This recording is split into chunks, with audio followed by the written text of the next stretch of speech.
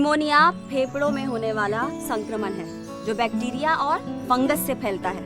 इसमें बच्चों को सांस लेने में कठिनाई होती है और पता है ये इतनी खतरनाक बीमारी है कि अगर इस पे ध्यान ना दिया जाए तो ये जानलेवा भी हो सकती है। निमोनिया से ज्यादातर बच्चों को खतरा होता है। और हाँ, रही बात गेंद की, तो जैसे एक खिलाड़ी जीतने के लिए अपनी नजरें गेंद पे जमाए रखता है, ठीक उसी तरह हम सबको भी अपनी नजरें निमोनिया के सभी लक्षणों पे जमाए रखनी होंगी ताकि हम उसका सही इलाज कर पाएं और उससे बचने के तरीके ढूंढ पाएं। तभी निमोनिया पर जीत पाना मुमकिन होगा। और जैसे कि मैं एक स्वास्थ्यकर्ता हूँ तो मेरा काम है कि सबसे पहले बीमारी के सभी लक्षणों को ध्यान से देखना। निमोनिया के आमतौर पे 3 प्रमुख लक्षण होते हैं। पहला, खांसी या जुकाम। दूसरा, सांस का सामान्य से तेज चलना।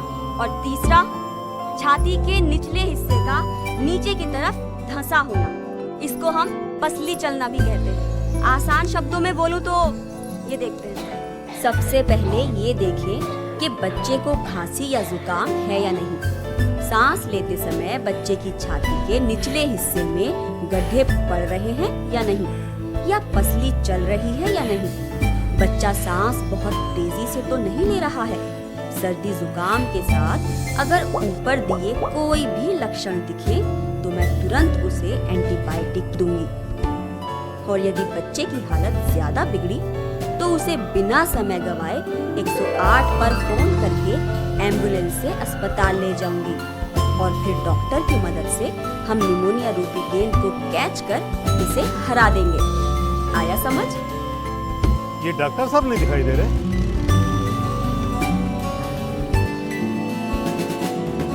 अरे मुखिया जी, मैच खत्म हो गया। मरीज देखते देखते देर हो गई। अरे डॉक्टर साहब आइए आइए, मैच तो खत्म हो गया पर निमोनिया का मैच चालू है अभी। निमोनिया का मैच?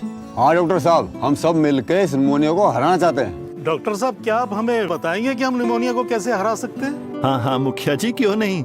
निमोनिया को हराना मेरी भी जिम्मेदारी है। निमोनिया जानलेवा हो सकता है, पर अच्छी बात यह है कि इसकी रोकथाम, बचाव और इलाज बहुत आसान है। निमोनिया से सबसे ज्यादा खतरा 5 साल से छोटे बच्चों को होता है, इसलिए सबसे पहले घर वालों का नजर रखना जरूरी है। कई बार ये देखा गया है कि माता पिता अंधविश्वासी होकर या लापरवाह होकर किसी भी बीमारी के लक्षणों को नजरअंदाज कर देते हैं, और अगर ध्यान हटा, चिकित्सा में देरी हुई तो निमोनिया और भी ज्यादा गंभीर हो सकता है। इसलिए याद रहे कि आपको ये गलती नहीं करनी है और चौकन्ना रहना है। छोटी से छोटी बात का बिल्कुल ध्यान रखें और आशा जी के संपर्क में रहें। इनकी मदद लें। आशा जी स्थिति को समझकर शुरुआती इलाज पर ध्यान देंगी, और अगर समस्या गंभीर होती है तो हम डॉक्टर आपके बच्चे को सही और समय पर उपचार हमेशा देने के लिए तैयार हैं।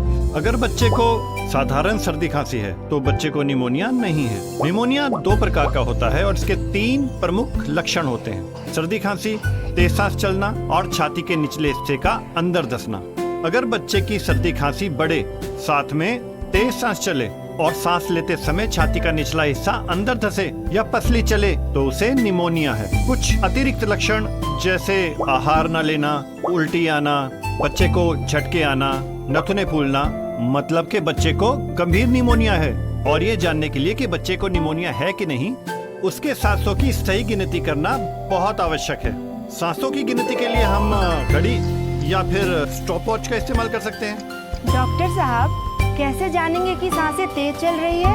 बच्चों में उम्र के हिसाब से तेज सांस की गति का मापदंड अलग अलग होता है। बच्चे के जन्म से लेके 2 माह की आयु तक अगर उसकी सांसों की गति 60 या 60 से ज्यादा प्रति मिनट है, या फिर 2 माह से लेकर 1 वर्ष तक के बच्चों के सांस की गति 50 या 50 से अधिक प्रति मिनट है तो उसकी सांसें सामान्य से तेज चल रही हैं। और अगर बच्चे की उम्र 1 साल से 5 साल तक की हो और वो 40 या उससे अधिक सांसें प्रति मिनट ले रहा है तो ये निमोनिया का संकेत है।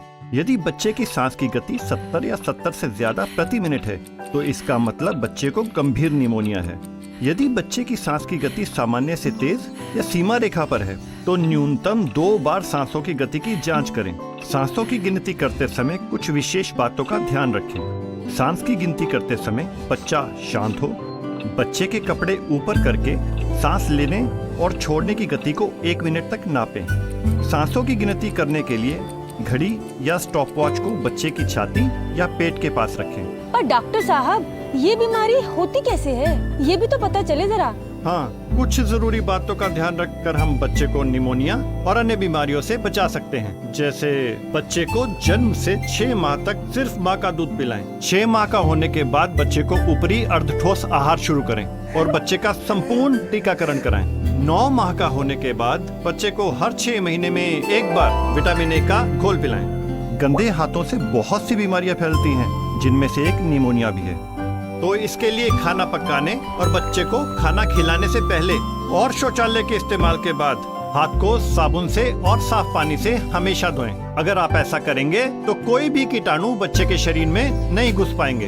अगर बच्चा अधिक समय धुएं के आसपास रहे, जैसे रसोई के चूल्हे, बीड़ी, चिलम, सिगरेट इत्यादि से निकला धुआं, तो उससे बच्चे की सांसों पे बुरा असर पड़ सकता है। निमोनिया और इसके जैसी दूसरी कई बीमारियां हो सकती हैं। इसलिए ध्यान रहे कि घर में धुआं कम से कम हो।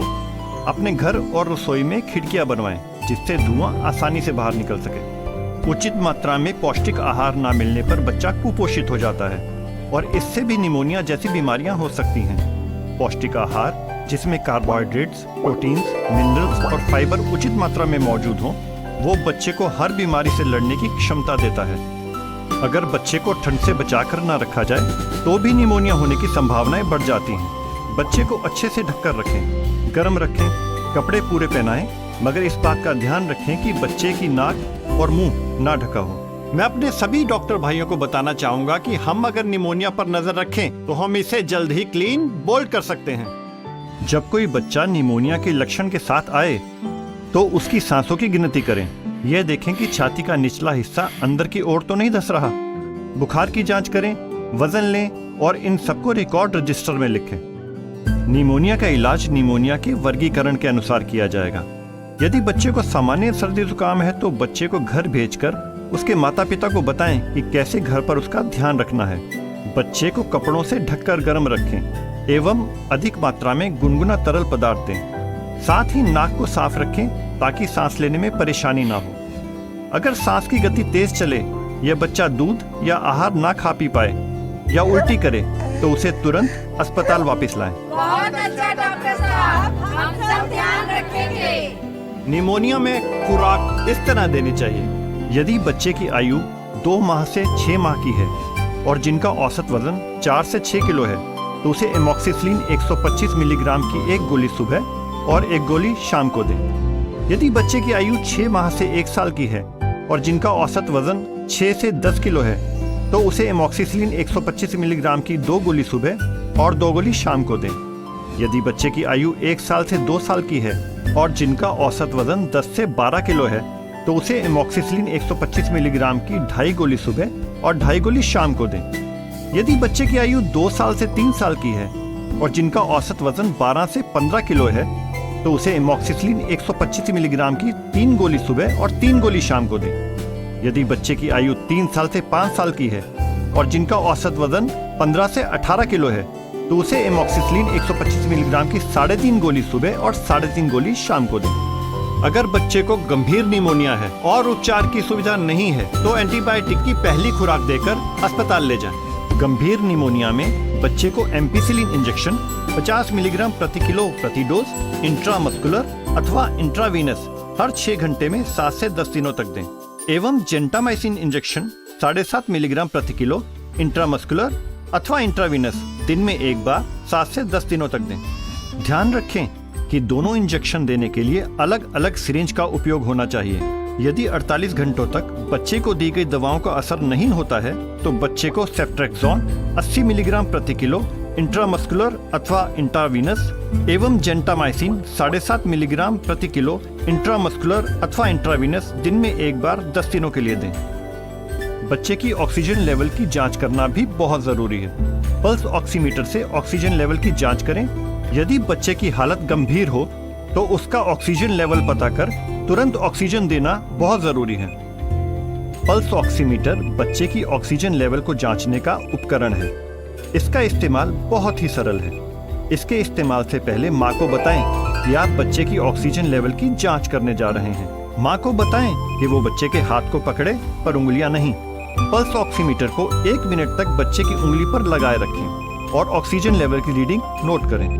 यदि बच्चे में SpO2 की मात्रा 90% से कम है तो 1 वर्ष तक की आयु के बच्चों को आधा से 1 लीटर प्रति मिनट की दर से ऑक्सीजन दें एवं 1 साल से 5 साल तक की आयु के बच्चों को 1 से 2 लीटर प्रति मिनट की दर से ऑक्सीजन दें। एक बार ऑक्सीजन की मात्रा 90% से अधिक हो जाए तो 15 मिनट के लिए ऑक्सीजन बंद कर दें और वापस से 30 मिनट के बाद जांच करें। हर 3 घंटे में SpO2 की जांच करें और सुनिश्चित करें कि बच्चा स्थिर है। अस्थिर होने पर ऑक्सीजन देना जारी रखें। यह प्रक्रिया 24 घंटे तक करें। भरोसा है आप सबको मेरी बात समझ आई होगी। भले ही मेरी नजरें कमजोर हैं, पर ये सारी बातें अपने पड़ोसियों को बताऊंगी और निमोनिया को हराऊंगी। वो क्या कहते हैं, क्लीन बोल्ड करूंगी। जिस तरह सभी खिलाड़ियों की नजर गेंद पर होती है, उसी तरह घर वाले, आशा बहन और हम सब की नजर से निमोनिया को बोल्ड कर सकते हैं। अब हम सबकी नजर निमोनिया पर।